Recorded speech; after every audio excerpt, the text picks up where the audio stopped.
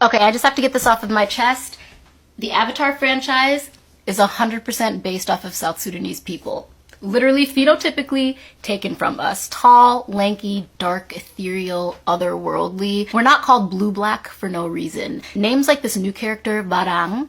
Meanwhile, our homies on the block are called Garang, Gatluak. You've got the Acholi, like Suli. It's not just the Aduts and the Anoks, because when you hear the language of the Na'avi, at least as a South Sudanese person, you're like, Aiwa, manangachwak, which sounds mad familiar, right? Yeah.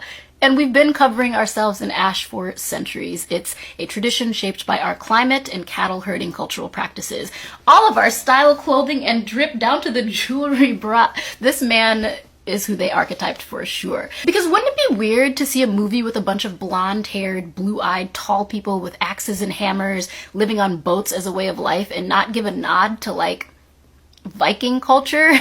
And you might think, like, why does any of this matter? It's all made up anyway. Well, Kat, no, it's not. You're actually telling the story of real people, like Pocahontas. It's fiction rooted in real people, which in this case erases those people from any credit of their own culture, only to be remembered through a myth, which is problematic because fiction becomes fact when it's the only version that people ever see. Ask any indigenous person how real Pocahontas turned out. And as a filmmaker myself, my commitment to the craft is about the truth, because good filmmakers want to tell the most authentic version of a story, even if it's fictional.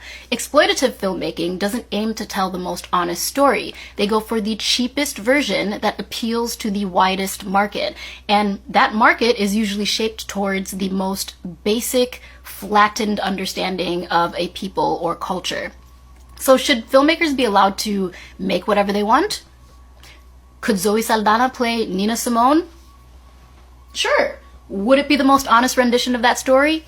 Probably not. And why does this matter in context to Avatar? Because it takes the cultural and underdog humanness of a place like South Sudan, the youngest country in the world, which quite literally defied every odd to gain its sovereignty, and attributes all that world building to Hollywood. And I promise you that Hollywood is not building the future. It just continues to cosplay and recycle these types of stories, strips them for aesthetics, repackages them with CGI, AI, and then calls it innovation. But this is why I love AI, because it is democratizing means of production. So I don't have to wait for my story to be greenlit. So if you truly love Avatar and you want to support the real life people and culture that inspire that type of storytelling, I would love and appreciate your follow and share. Okay, bye.